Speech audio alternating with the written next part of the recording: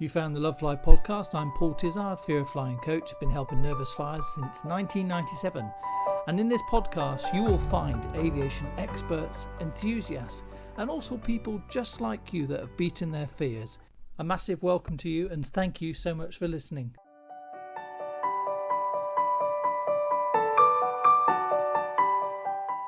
This episode, we're talking to Charlotte Olson, who's the author of the Suzy series, and including Suzy Goes on an Aeroplane. And the first time I spoke to her was, well, years ago, as you'll find out. So welcome, Charlotte. It's really great to be able to properly meet you, because I feel like we've known each other for quite a while.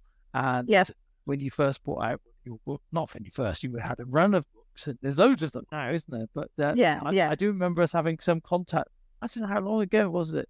It was quite a while ago, if I'm honest, because I think I've contacted you with the Suzy Aeroplane book in the very beginning, and that was probably 2013, 14. Oh, wow. So yeah, that goes well. Tell us about your books and why you do what you do and a bit about yourself, and I'm going to drink coffee. Okay. Well, basically, it'll be 13 years ago since I started the whole Suzy Books project. And my son had a diagnosis of autism or Asperger's back then. And there was nothing out there to help other families and parents prepare children for, everyday experiences that you and I would take for granted, but a child on the spectrum would find it very challenging and overwhelming. So we went on an aeroplane with our son, and I remember really dreading it, thinking, how is he going to cope with it? And it's all that you don't realise until you're in a situation that they are going to be affected. They might be absolutely perfect, might be lovely, but airports are busy, they're noisy, there's lots of people, crowds. It can sort of throw a child off sync with everything that's going on, whereas you and I are sort of used to it. Yeah. In fact, my son just asked me earlier, why did you write? And he went, is it because of me? And I said, yes. So there you go. But yeah, so that was obviously 13 years ago, and now 13 books in, and they're still being used and helping lots of people, which is lovely. So are you doing like a book a year, or is that just random that it happens? It's just sort of random. It just happens, really. I've just done there's a football club that are near us that have sensory bags for their autistic fans, and I've just done a football book for their club. So effectively that could be quite a big thing for other clubs in the future if they want their own sort of social story written. But there are many, many different, day-to-day challenges, situations that you can write about, and they help all children at the end of the day. Yeah. And probably parents, to be honest. Yeah. So when you read the books, how was it intended? Was it intended that you would read it, that they might read it, or that the parents would have an understanding what it's like? Probably more the parents to then explain to the child. Because, I do feel preparation for many children is vital and key. And I think if they've sort of got what they're expecting to happen maybe in their head and are processing that, it will make the whole situation less daunting and less challenging. But again, my key thing with the books is that I always wanted them to be positive, but the simplicity as well as not to overwhelm the child, and the sensory processing for them to take the information in might get too much. It's got to be simple. The illustrations are very easy to the eye as well. So it has got to be, like I said, simple and easy, really. Yeah. So the first one was Suzy Goes on an Aeroplane. That was the one we spoke. I don't think it was, but that was the first one for you and I, that it was the aeroplane, because obviously the connection with flying and the aeroplanes. Yeah. But yeah, like I said, that was going back 2013, 2014, it's got to be. So, which is quite scary, really. So how did you write it? Like, how did you put yourself in the position of writing that book so that you could bring it to life for somebody else reading? Well, in my head, I sort of do, like, but when I start a book, I always do the topic. So I'm old school spider graphs. So I've got the topic in the middle, and I just have loads of legs coming off as to, in my head, what affected us with the airport and the flying, how it progressed, what any child is going to might affect them, and then you just add on and add on and add on.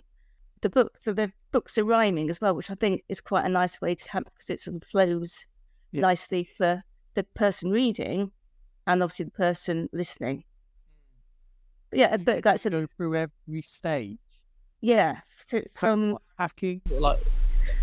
So in the airplane books, it's basically the journey. The child may be anxious about going to the airport, arriving at the airport, placing your bags with the lady and getting your tickets. Well, obviously you do probably e-tickets now, so you don't do all that anymore. And then just going to the plane, getting comfort, finding your seat, the air stewardess doing the safety check with the cards and the book and the mask. So it's you try to put as much detail in, but not too much detail as well, if that makes sense. And then it's, you've flown, you've arrived at your destination, you pick up your cases on the carousel and you go and enjoy a lovely holiday. Have you always been a writer? No, I'm trained as an NNEB, but I've always worked with children. So I've been a nanny, worked in nurseries. And then before I started writing, I was a teaching assistant in a school. Right, okay. So I've always had that connection with the children. Because I remember when you first contacted us, I was running the Flight That Fear program then. We promoted your book because we just thought, and I read it then. I thought you do have a way of sort of connecting. You write it in a way which sounds like kind of know where people are. You've very much got the audience in mind, and that makes sense with your background there. Yeah. It's interesting, isn't it, that some like a need that you had has then brought out, you've spotted a gap. Yeah. Produced a whole bunch of them. So give us a few of the selection of areas that... What, the other titles sort of thing? Mm-hmm. Yeah, well... Why did I just say that? Tell me the other titles. Oh, okay. Yeah. The other titles... Question. There's Going to a Funeral. That was something we had, and my son came with us, and I found it very interesting how he couldn't understand why everyone was so upset, why everybody was crying, the emotional side of things, he couldn't grasp that whatsoever. And that's been quite a really good book. I know it's a bit morbid, but it is a really good book to explain to children, again, in a positive sort of manner. We've done that one. I've done going to the hairdressers. We had sensory issues. Haircuts were just awful for William. So that's another good one to talk about the spray, the smells, the lighting, the capes, the chair, the snipping of the scissors, the razor thing. I can't remember what it's called. That's gone off the top of my head, but you know what I mean. Clippers. And then I think I collaborated with a lady and did a book to teach children about autism. So they in making friendships. We've done that book, learning about autism. Done the Christmas one because Christmas is can be quite overwhelming for many children because there's a lot going on, and it's just a nice way of talking about writing a Christmas list and decorating the tree. And it's always like sort of going back to how things were when I was younger and what we did, and Mum goes up to the loft to get the decorations out and Dad's cooking dinner while she's doing the Christmas tree. So yeah, that's quite a nice one. Going to school, start of school's a biggie. So yeah, so there's quite a few now. I've got a couple more ideas. Good life events, aren't they? Yeah. Things that, like you said at the beginning, it's stuff that we might take for granted. Although you've written it with autism in mind, it sounds to me like they would be helpful for anybody. Oh yeah, absolutely. Right. Yeah, because all children might want to know what's, it's quite difficult to try to, you may have something in your head and that actually doesn't go like that. So it's an easy, simple way of sort of letting them have an idea and what to expect, really. Because one of the things that's come up at the Love Fly Facebook group is, and it was a couple of months ago now, somebody said, I'm traveling with my child. He has, I can't remember how you abbreviate, is it ASD? Yeah. They Autism spectrum disorder. Yeah, they put that acronym, and I had to quickly Google. I thought, well, I haven't seen that written like that. And they said, any tips? And lots of people came on and said, I've got similar or grandson. A couple of things I've noticed. One is that people want to help. And secondly, it was lots of different types of advice. I wonder how you manage that challenge in your book, because it's like saying all children will have this. Not all children. Imagine everybody who has different levels of autism. No, it's a huge spectrum, isn't it? Yeah, how do you do that to sort of encompass? But you're not going to cover everybody's life, are you? Or how everybody's situation is different, and it's just trying to make what you can, so it's enough for people to take on board. And I'm sure, if I look back, I'm sure if I rewrote things now, I probably could have put more in, because there's other things that have happened along the way. But it's just keeping it enough so that the child can take it on board, and the parents can sort of explain. Some parents will often verify the book to their own needs. In fact, someone just bought a football book on Twitter, and he said that he's changed some of the wording so it suits their family, which, it's very easy to adapt. Yeah, that's a good way of making it more personal to you, if that's what you want to do as well. Yeah, that makes sense. How do you talk us through, like, so the Suzy Goes on Aeroplane. How do you talk about things like turbulence or the safety side of it? How do you explain that? Well, but again, not to scare the child, but I sort of talk about that you've got to fasten your seatbelt, ready for the journey. The lady's got the book, and it talks about putting a mask on your face and brace, brace, brace. So obviously those rhyme, and showing that light up along the floor to show the emergency exit. And then talk about how Suzy gets a funny feeling in her tummy when they're going down. And Mummy explains it's like going down a slide, and it's that same sensation, but it's fine, it's okay. I don't actually talk about turbulence, maybe because I don't like turbulence myself. I was all like, maybe I need to do one for me. But yeah, so again, but it is, like I said before, you could probably pack so much more in. For an adult, maybe you might have to put that bit more in, but you're trying to keep it as plain and easy going for the child thing. Yes. So we need version. Well, I've already done version 2. We sound like we need an update with turbulence mentioned in this. How do you talk about turbulence? I don't know. That's fishy. You'd have to leave that one with me, and I'll write you a paragraph and see if you like it. All right, then do that. But and also, sorry, I was going to say when I spoke to the publishers, obviously with COVID, because no one was flying and airports were shut, and then people slowly, gradually started getting back to some sort of normality. We were saying, "What do we do? Masks? Do we add masks into it now?" But obviously, haven't done that because it's all changed again, hasn't it? Yes, it's. Yeah, I mean, if you flew now, you never know it ever existed. It wasn't that long ago, was it? Yeah. So, the crew were all covered in stuff. And that in itself was scary enough for many.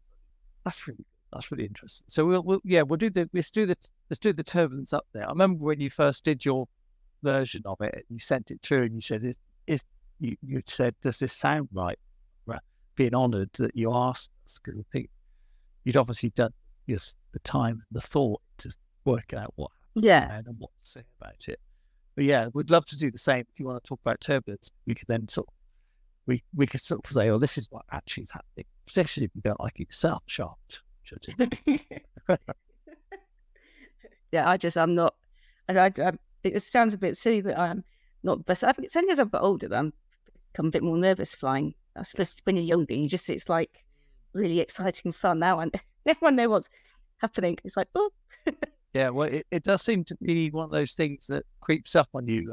For a lot of people, it can be. Yeah. I read somewhere that can be around about the age of 35, we start to think about our mortality stuff, and that can be earlier as we've had children. Yeah. This comes the thought in our head, and we realise we're not invincible, perhaps. No. And maybe the extra responsibility of having a small human with us triggers us as well. Yeah, maybe. Even though when you're looking after them, you're sort of being brave, aren't you? Yeah. But my children just used to say, "Look at Mum. Mum's going. I grab the seat, push my feet when we're braking and when we're coming down." Yes, which helps, obviously. Yeah. Look at Mum. If only every passenger would do that, just make it so much. I know. That's funny. So one of the questions that I'd really love to get from this would be, or an answer would be, and what advice would you give in terms? So from the beginning, so somebody who's listening to this think, yes, I've got a son or daughter who's somewhere on the autistic spectrum, but some general tips. So starting from like you're thinking about booking the holiday, right the way through to get on flights and and getting there, what sort? Would you mind sort of breaking it down so that people can? I mean, obviously they can read your book as well, which we would highly recommend. But just some sort of general tips that might.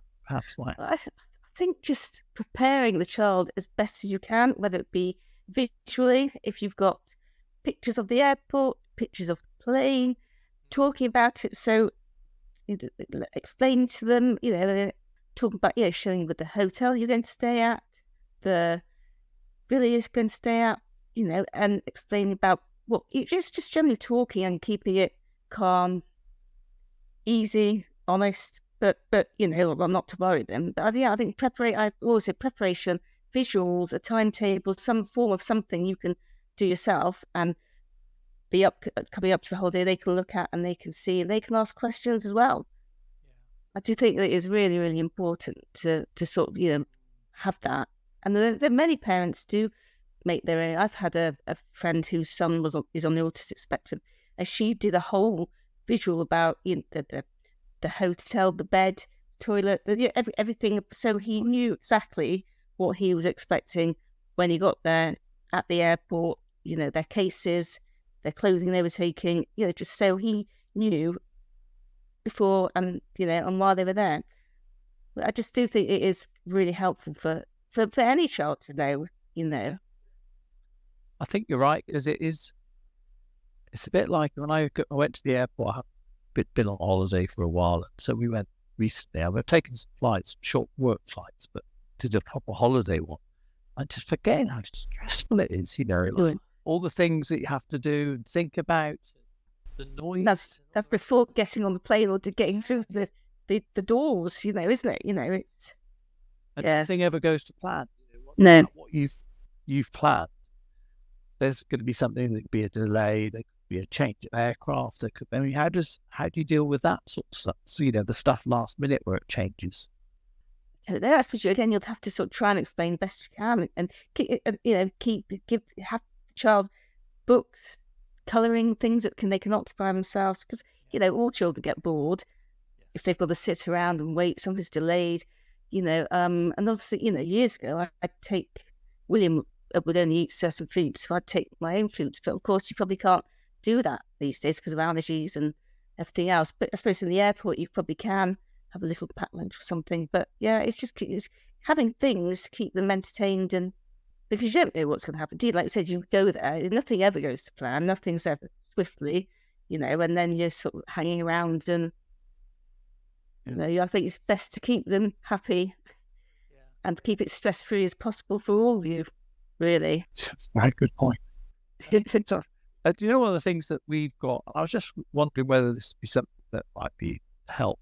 I'm sure he won't mind, but I'll offer it. But there's a guy in our group called Peter Higgins who did a flight checklist, and this is literally from all the stages of flight, with all the noises and all the different bits that happen from the beginning of the flight all the way to landing.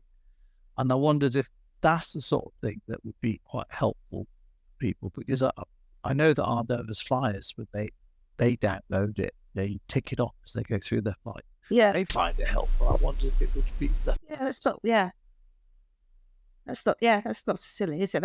And it's something that is keeping them busy and something else to focus on, as opposed to panicking about what's going on and and the whole experience thing. Yeah, I did read something like that. Even in the airport, having a checklist for the child so that they can tick when they put the suitcases on, tick that they've gone through. Even go through security is daunting and all that in itself. But then I think a lot more places do have sort of fast tracking systems now for autism children, and a lot more airports are having these sensory rooms, which is a calming place for children to sit in. So it's a room that's got lots of lights, soft padding, and you can book it, and your child, if you're anxious, it's just a calming sort of room to keep them calm before going on the aeroplane. So, is there anywhere particularly good like this? Well, I know that Bristol have got their own now, because I'm in Bristol, and I'm sure I've googled it. There are quite a few airports now that will have a sensory calming room, and I do think you have to book it. I don't think you generally go in free will, but it is a nice place, a safe place for if the child has a meltdown. It's padded. They can sort of relax and try and, have the headphones on and keep them calm before the flight. What a great idea. How did that, how they come about? No, I don't. They've just suddenly sort of popped up in more and more places. I have noticed more airports. Shannon Airport in Ireland, they've got one because I remember reading about that. But but I do think it's a really good thing to have. It's really good. I like that. I didn't know about that. So Bristol, Shannon. I'll have to Google and send you the list. There's quite a few. In fact, I'll send this to you. I found a site today, and when I was Googling autism airports, and it's got all the autism-friendly airports and what they have news in the UK. Wow. So obviously some have lanyards with Sunflower hidden disability lanyards, and others have different cards that they recognise. And it tells you others have their own social stories that they've done. But it's quite interesting to see who has what and who are more sort of autism-friendly for families. But I'll send a link to you. Yeah, that'd be really helpful. Yeah, I've got it on my laptop. But yeah. Because these are the sort of things that, I guess, having travelled with my own children, there's a lot of things to think about, and you feel like you have to think for them as well. Yeah. All of this sort of information like that. And sensory, great idea. Mm. I think that's a brilliant idea. Mm. Because I can imagine it becomes overwhelming. Just want to be able to take time out. Yeah, exactly. And you can't really do that in a busy, crowded airport, can you? When there's so many other things that are triggering the overwhelmness and things, at the same time. Yeah, there's hidden disability. That's a sunflower lanyard that you can get. They recognise that with obviously autism, dementia, and anybody can have it, and they'll know that these people have faced challenges, and they can use it to get through places quicker. Yeah, or they recognise it if you've got a hidden disability and you're an employee, they know you've got that on, and they'd be calmer around you, and So yeah, that's become quite a big thing now in many, many places, not just the airports. Yes, I've seen because at the moment Virgin's got a big push on recognising it, and a lot of airlines do this around the sort of hidden disabilities, which is a massive area. In fact, fear of flying sort of comes under that as well, part of passenger health. So I didn't know about the sunflower. I knew there was some way of doing that. So it's like a sunflower. Is there anything else that that's available we can talk about? But there are definitely more things that people are recognising to help people, to make it easier and less challenging and stressful. Yeah. There you go. Every time one of these podcasts, I learn something. So you'll be able to send us that link.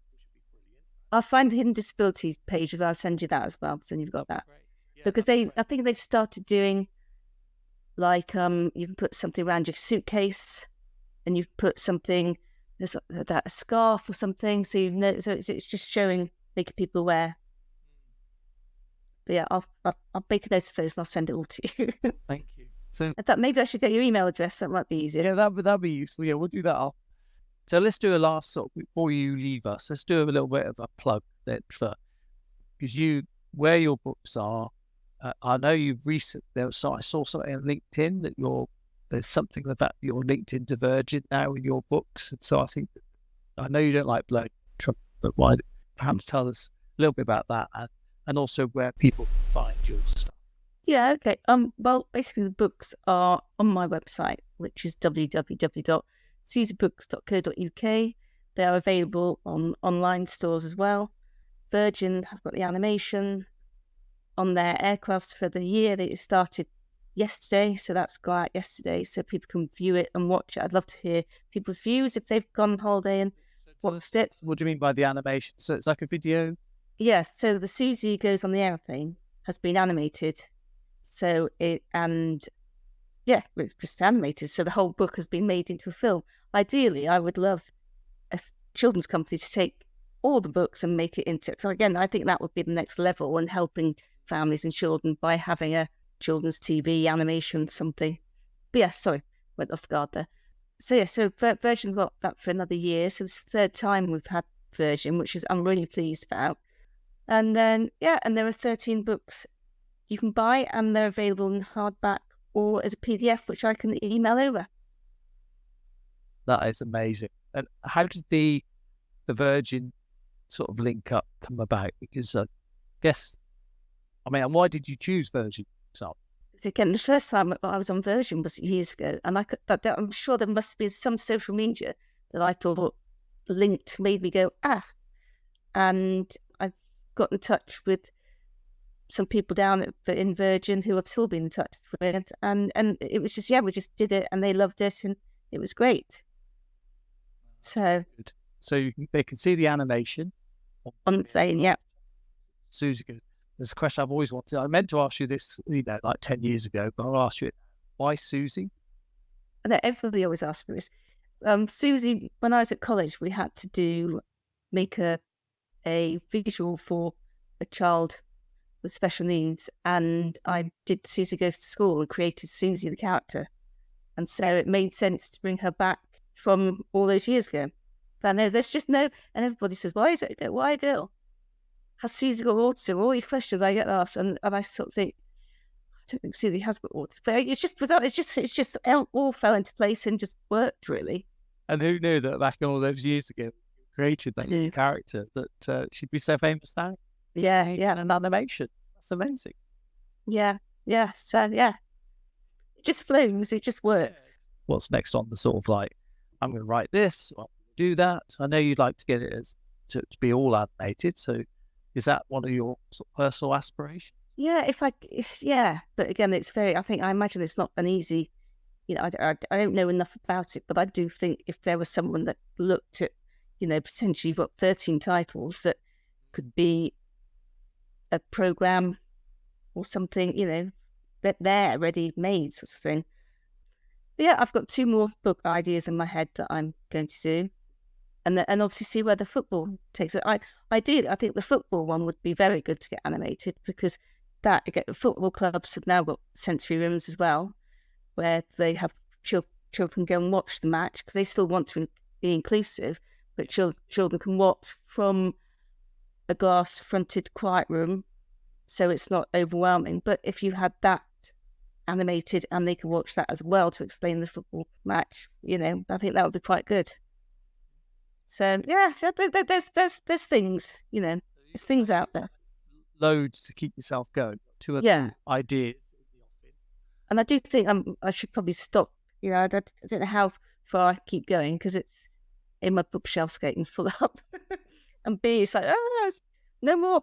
Maybe 15. That'll be my last. 15's a nice number. Yeah. 20's nice, Charlotte. It's very different. It's not as easy as these people make out. No, I don't think it is either. I always think that, because I've written a couple of books myself, about it as many as you, but it is a labour of love. Absolutely. It's worst. It's the worst assignment ever, because it never ends up. You never finish getting it marked, because you always got somebody who's going to look at it, and it. Well, I don't know if it's the same for you, but it's almost like a burden that you've got to get rid of. And then once you've done it, then it's like a massive relief till you get your next one. Is it like that? Well, see, I'd say it's more pleasurable with me. I sort of tend to I just find it a challenge. I've challenged myself to the rhyming. That's probably the hardest thing, is what word's going to rhyme on the next paragraph with that rhyme. But it has to flow as well. You can't, when I did the book with another lady, that we had some input from her family, and it just didn't flow as nicely. So but again, then when I did the football book, in the way the pressure was on, because I was thinking, oh my gosh, I've got to get this right for them. It's not for me now, it's for someone else. And I've got to get it so right. But again, I think we all can beat ourselves up a bit sometimes, can't we? And go, oh my God, I'm not going to be able to do it. And it actually does unfold a bit like this. You set yourself up there, didn't you? You shouldn't have bothered with that first. Then you could have let it go. But now so you set yourself a very high bar there. I don't know. I'm just so pleased for you. It's nice to connect with you again after all these years. And I do remember when you first wrote to us, and I thought it just sort of came from nowhere. You said, I'll do this book, and would you have a look at it? And I'm just like, oh, okay. And I really admire your pluck and your determination to get it out there. And I'm so proud to see that you managed to get it on board third time. Yeah. It's amazing. Yes. Just it's remarkable. And no doubt, hopefully you'll get a few more people will be picking up the books from this podcast. Yeah, no. I really do wish you well, because I think you're providing a massively valuable service. Amazing what you do. So thank you. Thank you. Thank you very much. Yeah, I'm pleased with it. I am pleased with them. I enjoy doing it, and I enjoy helping others. And like you said, it's the passion in it, that knowing that you're helping someone make their day-to-day experiences easier and less challenging. You're definitely doing that. And now you've done a podcast as well. So maybe there will be a podcast, a Suzy podcast. I need to be braver. That's what I keep telling myself. Thing is, now I've done it, once I'm doing it, I'm absolutely fine. It's the initial dread. I just thought, oh, why do I put myself in these situations? But actually, it's been lovely talking to you. And I think because we've known each other for so long through social media and things, it's been really nice. So yeah, thanks. I thought it was one of those weird things. I thought I got onto the call. I thought, I know Charlotte. And I thought, actually, never actually properly spoke to No. heads like we are now. It's always just been through social media or emails and stuff like that. I thought we've had a relationship, but we've never connected. Yeah, and it's been really lovely. It has been really nice to connect to. Likewise, totally agree. Thank you. Yeah, and thank you for coming on. It's you really, really help people as well. So I'll put your links in. So when you send all that stuff up, so people can see where to find out more about what the work that you do, and also they can get some help and advice. Thank you very much. Take care. Thank you for listening to the Love Fly podcast. I hope you're finding it helpful with your fear of flying. Now, if you do need some extra tailored help, you can go to our website, lovefly.co.uk, and click on the courses button. You'll find more help there, such as our 30-day program and our on-demand webinar. Thanks again. See you next time.